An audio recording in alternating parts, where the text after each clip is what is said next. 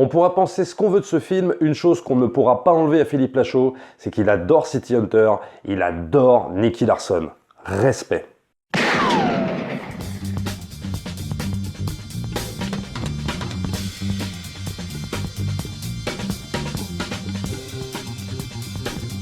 Bonjour et bienvenue dans cette nouvelle vidéo où enfin on va pouvoir revenir sur Nicky Larson et le parfum de Cupidon réalisé par Philippe Lachaud.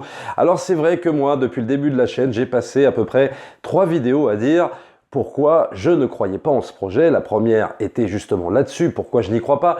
Et les deux autres étaient de commenter en fait les bandes annonces que j'estimais totalement catastrophiques. Mais en même temps, c'est vrai que j'étais pas le seul. Faut bien le dire. Et certains m'avaient posé comme question dans les commentaires si jamais j'aimais le film, est-ce que j'aurais l'honnêteté de le dire ou alors est-ce que je camperais bêtement sur mes positions? Eh ben oui, j'ai l'honnêteté de vous dire que j'ai aimé Nicky Larson et le parfum de Cupidon et à la limite, je présenterai presque mes excuses à Philippe Lachaud si jamais il a vu mes anciennes vidéos tellement, c'est vrai, j'ai déboîté le truc à l'avance. Mais très franchement, si vous aimez City Hunter, si vous aimez surtout Nicky Larson, courez-y. Et vous ne serez absolument pas déçus. Je vais vous dire tous les points positifs d'abord. Il y a évidemment des choses qui ne sont pas totalement parfaites, ce n'est pas non plus le film parfait. Il y a des petits défauts par-ci par-là, que je vous dirai d'ailleurs en partie spoiler. Bon, je vais passer sur le pitch, parce que bon, vous le connaissez avec cette histoire de parfum de Cupidon et tout ça. Et dans les bandes annonces, c'est suffisamment bien expliqué pour qu'on ne revienne pas dessus. Moi, je vais commencer par énumérer vraiment les points forts et notamment ce qui constitue, à mon sens, le truc le plus fort du film. C'est le fait d'arriver à passer de la comédie potache à l'action, de l'action à la comédie. Ça, pour moi, ça prouve que Philippe Lachaud a totalement compris Nicky Larson et City Hunter. Car dans l'œuvre de Tsukasa Ojo, c'est une œuvre qui est constituée comme ça. La frontière est très très mince entre l'action pure, le sérieux, le drame même, et d'un seul coup, on enchaîne avec de la comédie pure, avec de la comédie potache, et inversement, de la comédie pure au drame. Et la frontière est très très mince entre les deux. Et si à la limite, ça peut le faire en manga et ça peut le faire en animé assez facilement, je dirais qu'au cinéma, ça répond pas forcément aux mêmes règles et c'est plus compliqué à gérer ce genre de truc. Mais moi, c'était un des éléments qui me faisait très très peur en allant voir le film. C'est justement comment il va gérer ce truc-là. Et personnellement, moi, j'y croyais pas. Et très franchement, je suis sorti totalement bluffé par rapport juste à cet élément-là, qui est quand même énorme à gérer quand on fait du cinéma, de passer d'un genre à l'autre dans la même scène sans qu'on voit justement qu'on passe d'un genre à l'autre. Et en tout cas, c'est l'ADN même de Nicky Larson, donc ça déjà c'est un premier point fort. Alors ensuite il y a tous les environnements, pareil c'était une de mes grosses craintes, c'est-à-dire que comment recréer finalement un truc qui est totalement urbain, totalement japonais, qui se passe à Tokyo, comment le faire en France, comment le faire, je sais pas, à Paris, etc. Et en fait on se rend compte que tout ça fonctionne extrêmement bien. Il y a même je trouve des phases toutes simples où tu as Laura et Nicky Larson qui sortent de leur appartement et qui vont enquêter. On a vraiment l'impression de voir des cases du manga, voire même des passages de l'animé dans certains arrière-plans, dans certains décors, et c'est très très fort. Et d'ailleurs le film commence, je vais pas spoiler, mais très franchement, on voit déjà le tableau XYZ, donc déjà premier point, et en plus on voit l'immeuble en briques, tu sais, le fameux immeuble en briques de Nicky Larson au tout début du film, donc déjà ça plante l'ambiance, donc déjà respect total par rapport à l'œuvre, ça franchement, ça rassure déjà dès les 3 premières minutes du film, et voilà, donc on n'est pas du tout perdu, on est dans cet univers-là, donc au niveau des environnements, c'est extrêmement bien vu. Il est arrivé aussi à mettre toutes les musiques de l'animé. Et quand je dis bien toutes les musiques de l'animé, ça veut pas dire juste Footsteps, quoi. C'est aussi les petites musiques qui accompagnent des petits morceaux d'enquête comme ça où l'action est assez posée, des petites musiques un peu jazzy, etc. Il les a remis dans le film. Ça aussi, très gros point fort. On sent qu'il connaît vraiment City Hunter, qu'il connaît Nicky Larson, que c'est pas un projet qu'il a voulu faire comme ça. Et ça va être même jusqu'à la fin, je dirais même jusqu'au générique de fin, où il te met le début du générique japonais de fin. Et ça, c'est juste, voilà, moi quand j'ai vu ça, j'ai fait waouh putain, et ça se termine comme ça en plus. J'ai trouvé ça génial. Alors on en vient à la partie casting. Alors évidemment, on va parler tout de suite de Nicky Larson, donc l'interprétation de Philippe Lachaud, qui est très bien, mais je dirais qu'il manque juste un truc pour être parfaitement Nicky Larson, c'est en termes de jeu, pas quand il est sérieux, mais quand il est dans des phases de genre, il voit une nana et il pète un plomb. Je dirais que ce qui faisait le drôle en fait de Nicky Larson dans l'animé et même dans le manga, c'est que quand il voyait une nana, il pétait beaucoup plus les plombs. Dans l'animé, on le voyait beaucoup plus jubilé, beaucoup plus en fer que ce que Philippe Lachaud fait dans le jeu du film. Il manque juste ça pour que, à mon sens, ça fasse un Nicky Larson parfait. Parce que tout le reste y est. Hein. Quand il brandit le flingue et tout ça, et qu'on voit, il est assez costaud et tout ça. Donc, je veux dire, la posture du personnage est là. Le sérieux aussi, quand il est sérieux, c'est là aussi. Il n'y a aucun problème. On y croit. C'est juste ces petits moments de pétage de plomb de Nicky Larson quand il voit une nana. Juste, à mon sens, un peu plus en faire, être un peu plus expressif, sans faire non plus du manga et du dessin animé, mais dans la voix, peut-être aussi dans la diction. Il manque juste ça, et là, c'est le Nicky Larson parfait. Alors, le personnage de Laura, interprété par Elodie Fontan, parfait, de bout en bout. Alors là, j'étais complètement bluffé. Je trouve qu'elle l'a super bien interprété. On y croit à mort. On a vraiment là l'impression de voir la Laura du dessin animé, la Laura du manga, quoi. Déjà, je trouve que limite même elle lui ressemble. Et la voix aussi. La voix, c'est assez exceptionnel. Moi, j'avais carrément même des fois l'impression d'entendre la doubleuse VF de l'animé quand je l'entendais parler, quoi. C'est juste hallucinant. Je ne sais pas combien d'épisodes elle a dû revoir pour s'imprégner du personnage, mais c'est hyper impressionnant. Le personnage en plus est très bien écrit. Il y a vraiment beaucoup de choses à jouer. Il y a beaucoup de matière à jouer avec ce personnage et elle en joue vachement. Elle est drôle, elle est touchante. Franchement, mention spéciale à ce personnage qui est particulièrement réussi. Mais je dirais aussi, peut-être c'est dû aussi à la direction d'acteur de Philippe Lachaud, puisqu'il est réalisateur. Mention spéciale à Laura, donc Elodie Fontan. Bon, après, tout le reste du cadre, ça va être sa bande de potes. Je suis pas fan de tout le monde. J'ai plutôt bien aimé le personnage décalé, je crois qu'il s'appelle Julien, je sais plus son nom, je suis désolé. Mais celui qui joue le personnage du moustachu, qui me fait penser un peu à un Gérard Jugnot des temps modernes, et qui est plutôt marrant. Et cette espèce de personnage décalé, et qui m'a fait rire, là où il ne fonctionnait pas dans les bandes annonces, très sincèrement. Je trouve que dans le film, bah du coup, ça fonctionne, même si parfois avec lui, il y a quelques scènes un petit peu lourdes, mais ça, j'y viendrai dans la partie spoiler. Mais ça, c'est peut-être un des personnages secondaires que j'ai le plus aimé. Et aussi, sans oublier évidemment, le personnage de Mammouth. Dans Nicky Larson et le parfum de Cupidon, il y a 1 milliard de références au Club Dorothée. Alors c'est sûr que pour ceux qui n'ont pas connu cette époque-là, bon, toutes ces références, ils vont totalement passer à côté, mais pour ceux qui connaissent, c'est un véritable bonheur, c'est un véritable plaisir. Il y en a plein partout. Que ce soit des références à DBZ, que ce soit des références à Jeanne et Serge, au Chevalier du Zodiaque, mais tout y passe, tout. Il y a plein de références comme ça disséminées dans le long métrage, et quand tu as connu le Club d'eau, bon, c'est forcément, tu te marres à chaque fois, tu as un petit sourire, et puis surtout le clou de ça, c'est l'apparition de Dorothée à un moment donné, dans une scène qui dure, je sais pas, peut-être même pas 1 minute, quoi.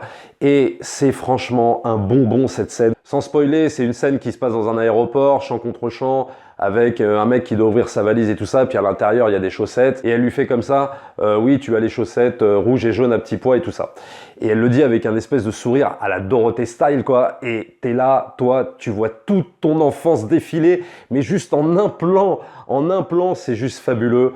Et voilà, c'est ce genre de petits trucs qui donne une réelle plus-value au film, parce que tu sens que finalement Philippe Lachaud, il a grandi avec ces références-là, avec ce truc-là, et très honnêtement, bah, t'es content finalement de le partager avec lui, t'es content surtout qu'il te le fasse partager. Et ça, c'est une des scènes, je trouve, de référence qui m'a le plus marqué, qui m'aurait presque arraché une larme tellement, c'était la grande époque du Club d'eau, quoi. Bon, maintenant, je vais un petit peu spoiler. C'est pas non plus du très gros spoiler, mais quand même. Alors, il y a quelques scènes, moi, que je trouve un peu moins bonnes que tout le reste du long métrage, c'est-à-dire ce que j'appellerais personnellement les scènes un peu, oui, à la babysitting, finalement, à la Philippe Lachaud, quoi. C'est-à-dire toute la scène qui se passe à Monaco avec Pamela Anderson, qui m'a fait rire, qui est très sympa et qui marche bien en tant que comédie. Il n'y a rien à dire là-dessus. Mais si tu veux, ce sont des scènes qui, moi, m'ont fait un peu sortir de l'univers de Nicky Larson.